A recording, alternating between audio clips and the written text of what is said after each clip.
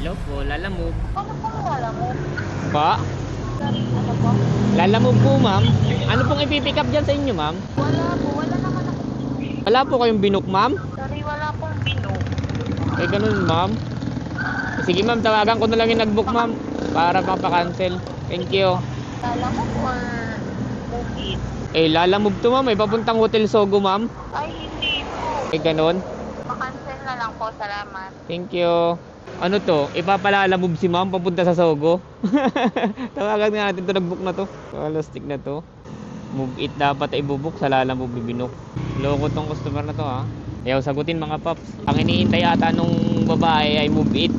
Pero lalamove ang ibinok papuntang Sogo Novaliches.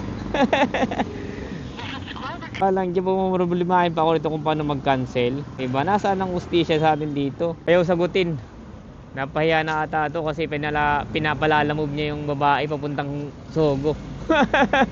Ay, nako. E di magka-cancel pa tayo nito.